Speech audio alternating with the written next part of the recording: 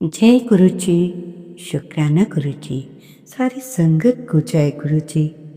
संगत जी, गुरु जी कहते हैं, पुत्र मेरा साथ वक्त का नहीं, मेरा साथ वक्त का नहीं विश्वास का है। जो एक बार जुड़ जाए वो कभी नहीं टूटता। ध्यान से सुनो।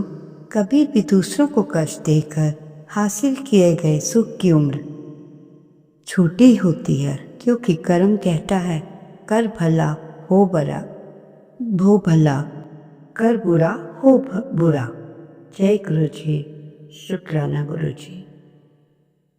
गुरु जी के मंत्र जाप के साथ आज का शुक्राना सत्संग शुरू करती हूँ। संजीत जी, आप भी मेरे साथ बोलिए, जय गुरु जी। गुरु जी का मंत्र जाप। ओम नमः शिवाय, शिव जी सदा सहाय। ओम नमः शिवाय, मेरे प्यारे गुरु जी सदा सहाय सदा सहाय। जय गुरु जी। शुक्राना गुरु जी। गुरु जी के चरणों में कोटि कोटि नमन। इससे पहले जो गुरु जी के चरणों में लाइक सब्सक्राइब समर्पित करे, उसके घर में सुख समृद्धि की कभी कमी ना करें हमारे प्यारे गुरु जी। उन्हें भरपूर दें गुरु महाराज, उनकी हर इच्छा को पूर्ण करें। संगत जी, हम आपसे यही कहेंगे कि आप प्रयास कीजिए, सफलता उसके हाथ में है। वो आपको क्या बनाना चाहता है, क्या करना चाहता है, वो मालिक जाने। ना दिन है, मालिक जाने। दिन है तो रात आएगी, रात आएगी तो निश्चित ही दिन आएगा। जय गुरु जी। संगत जी, छोटा सा सत्संग पर बड़ा ही पावरफुल।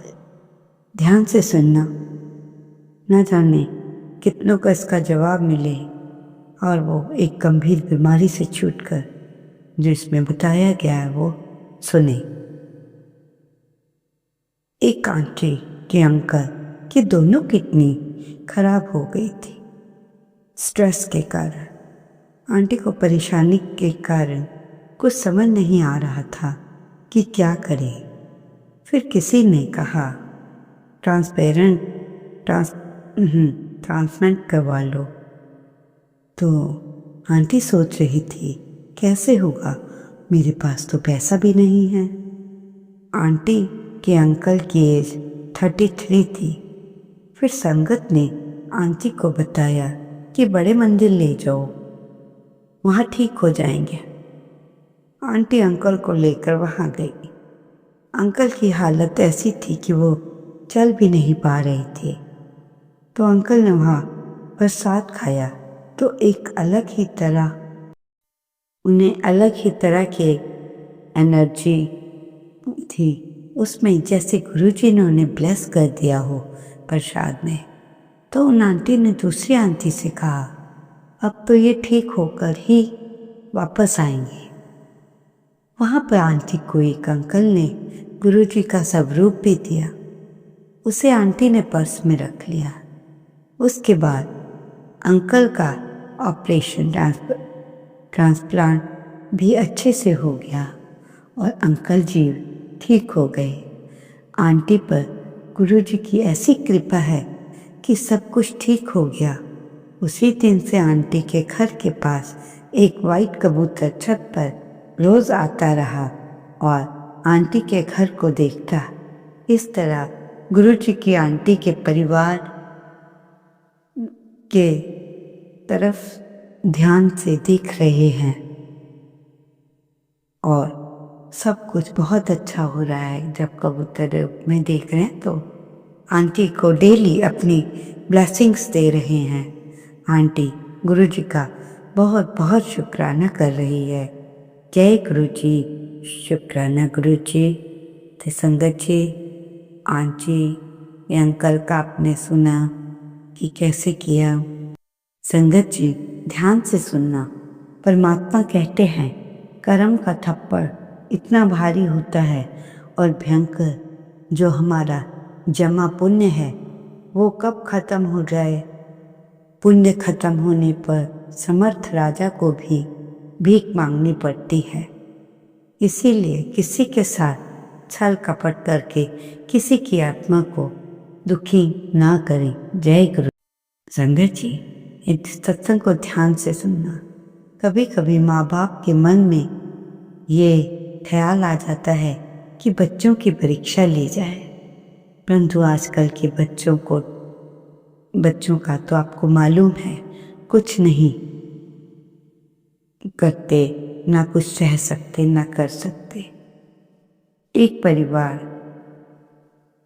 जिसमें माता की मृत्यु हो चुकी थी, 3 बच्चे थे, 2 बेटे थे, 1 बेटी, सब मिलकर रहते थे, परंतु बच्चों की माँ ना होने के कारण फिर भी पिता उन्हें अच्छे से संभाल रहे थे।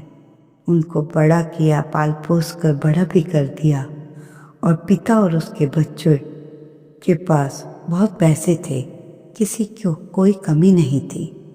एक दिन पिता अचानक से, मतलब कहीं उनका धन मिलने वाला था, वो मिलता है तो सोचता है कि मेरा पता नहीं कब क्या हो जाए। तब वो अपने बड़े बेटे के पास जाता है कि डॉक्टर ने मेरे गोडे बदलने को कहा है, मेरे को बहुत दर्द होता है, बेटा क्या आप मेरा ऑपरेशन करवा देंगे। बेटा और बहू कहने लगे, अभी तो हमें बच्चों की एडमिशन करानी है, हमारे पे बहुत जिम्मेवारियां हैं, बहुत खर्चे हैं पिताजी, हम कैसे करा सकते हैं। ये सुनकर पिताजी वहाँ से चले गए। दूसरे बेटे के पास गए कि मेरे बेटे विश्वास के लायक नहीं हैं, वो पिता के बीमार होने पर भी उसे रख नहीं रहे। जब दूसरे बेटे के पास गए, दूसरे बेटे को भी यही सब कहा। उसने भी किसी न किसी तरह कुछ कुछ बताकर अपनी प्रॉब्लम्स को कहा, पिताजी बहुत मुश्किल है सारी। उसके बाद पिताजी वहाँ से भी आ जाते हैं, बेटी के घर जाते हैं। बेटी पिता को देखकर बहुत खुश होती है, तो पिता बेटी को भी अपनी सारी प्रॉब्लम बताते हैं कि मेरे ऐसे ऐसे हो रहा है। बेटी बहुत खुश होती है, कहती है पिताजी आप तो बेटी और दामाद के घर में हो, कोई बात नहीं, ये भी तो आप ही का घर है। तो पिताजी ने को ये भी कहती है कि जब आप ऑपरेशन कराएंगे हमारे ही घर रहेंगे, जब तक आप पूर्ण स्वस्थ ना हो जाए। यह कहकर वो सब खाना खाते हैं। अब मेरे घर में रहोगे? पिताजी की आंखों में आंसू आ जाते हैं। फिर पिताजी बेटी से कहते हैं, बेटी मैं तो तेरी परीक्षा ले रहा था। पिता कहते हैं कि मुझे कुछ नहीं हुआ, मैं अपने बच्चों की परीक्षा ले रहा था। बेटे तो पास नहीं हुए, तुम परीक्षा में पास हो गई। बच्चों की और सारा धन वो अपनी बेटी को दे देते हैं। संगत जी, इसलिए कहते हैं बेटी बेटे करते रहते हैं लोग, इससे कोई फर्क नहीं पड़ता। इस तरह पिता ने अपने बच्चों की परीक्षा ली। बेटियां किसी बेटे से कम नहीं, बल्कि उनसे लाख गुना करोड़ों गुना अच्छी होती हैं। बोलिए जय गुरु जी, शुक्राना गुरु जी। संगत जी, देखा आपने कैसे पिता ने अपने बच्चों की परीक्षा ली।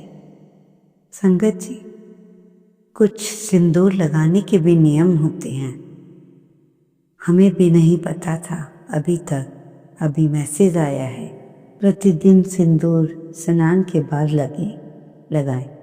सिंदूर सबके सामने नहीं लगाएं। सबसे पहले गौरी माँ को अर्पण करें, फिर मांग भरें। सिंदूर सदा बैठकर और सिर ढक कर लगाएं। स्नान के तुरंत बाद सिंदूर ना लगाएं। सिंदूर लगाते हुए मुख उत्तर दिशा या पूर्व दिशा में हो। सुहाग लेते समय अपने दुपट्टे के आंचल में लेना चाहिए। सिंदूर लगाने के बाद कुछ मीठा अवश्य खाएं। संगत जी, सारी संगत के लिए गुरु जी का मैसेज आया है। तुम अपनी रसोई में दवाइयाँ ना रखा करें। कीचन में दवाइयाँ रखने से बहुत सी बीमारियाँ आती हैं। बेटी, दवाइयों में को ऐसी जगह रखो जहाँ पर किसी की नज़र ना पड़े। रसोई घर हमेशा साफ सुथरा रखो, नहीं तो लक्ष्मी नहीं आती। देखो संगत जी, कितनी प्यारी वर्डिंग्स है। एक मर्द वो नहीं जो सिर्फ एक औरत से विवाह करके उसे घर ले आए।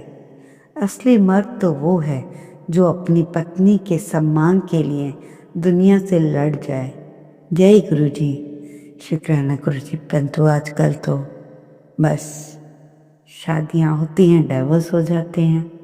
ये जिंदगी है। पति डांट डांट के बुरा हाल करते हैं पत्नियों का, सोचते हैं कि ऐसे करने से वो दब जाएगी, पर आज की नारी कहाँ दबने वाली है।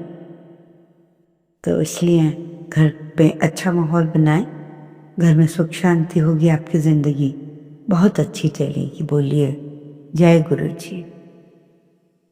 क्या खाने से बुद्धि बढ़ती है? भोजन करने से बुद्धि कम होती है? कोई भी इंजेक्शन से बुद्धि बढ़ाई नहीं जा सकती, ऐसी भूल मत करना। बादाम खाने से कोई बुद्धि नहीं बढ़ती, ऐसी बुद्धि नहीं बढ़ती। देखो संगत जी, मोदी जी बचपन में ही बादाम देखने को नहीं मिले, खाना भी मिल गया। इतने बहन भाई थे, वो भी बहुत बड़ी बात है। अपनी सिंपल दाल रोटी खिचड़ी खाकर भी मोदी जी भारत के प्रधानमंत्री हैं। बुद्धि ऐसे नहीं मिलती। बुद्धि का मिलना तो बहुत बुद्धिमान व्यक्तियों को मिलता है। बुद्धि बहुत पुण्य से मिलती है।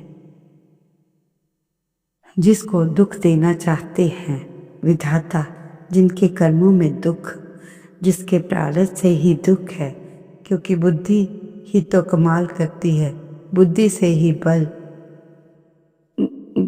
बल मिलता है और बाहर बुद्धि से ही काम लिया जाता है। बुद्धि से विकास होता है, सफलता मिलती है।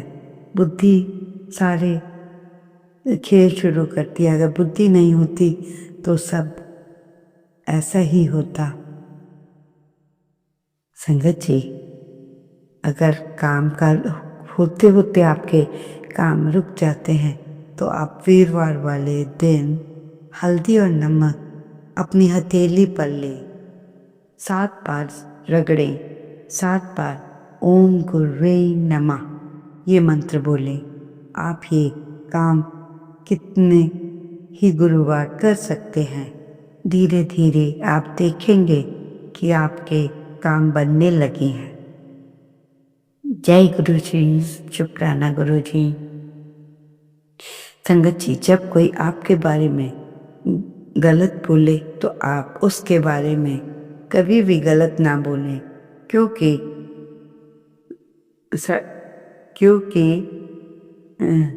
सेब भी अगर सड़ जाए तो अगर औरों के साथ वो सेब सड़ा हुआ रखा जाए तो वो भी सड़ जाते हैं। इसलिए एक बेवकूफ़ आदमी कितना ही बोलता रहे, मैं करता रहे, उसको करने दीजिए। कि आपने उसके साथ बेवकूफ़ नहीं बनना है। आप समझाइए कि ऐसा ना करे, पर बेवकूफ़ आदमी कभी भी नहीं समझेगा। वो अपनी मैं से कभी नहीं हटता। कभी कोई चमत्कार ही हो सकता है कि वो अपनी मैं से हट जाए। वैसे तो लोग आपको उल्टा सीधा गलत भी बोलते हैं, उन्हें गिराने की ज़रूरत नहीं, क्योंकि वो तो पहले से ही गिरे होते हैं। बोलिए जय गुरु जी। संगत जी, एक छोटा सा सत्संग बहुत पावरफुल। संगत जी, अगर गुरु जी का स्वरूप आप तक पहुंचता है तो इसका मतलब है कि आप साक्षात गुरु जी आपके साथ हैं और उनका आशीर्वाद आपके साथ है। एक आंटी का सत्संग बता रही हूँ। आपको गुरुजी का आशीर्वाद ही कह रहे हैं। उन आंटी का बच्चा बहुत बीमार रहता था। एक साथ ही उसके घर के सामने गुरुजी की संगत रहती थी। जब आंटी ने अपने बच्चे का जिक्र किया कि मेरा बेटा पूरी रात सो नहीं पाता, हम उसे सारी रात कंधे पर लेकर टहलते हैं, तो उन आंटी ने गुरुजी का स्वरूप निकाल कर उन्हें दिया और बोला, इस स्वरूप को बच्चे के तकिए के नीचे रख दो और ये मेरा गुरुजी का मंत्र जाप है, कर सको तो कर लेना, ये बहुत बढ़िया है। और आंटी मन में ऐसा सोच रही थी, ये आंटी कैसी बात कर रही है।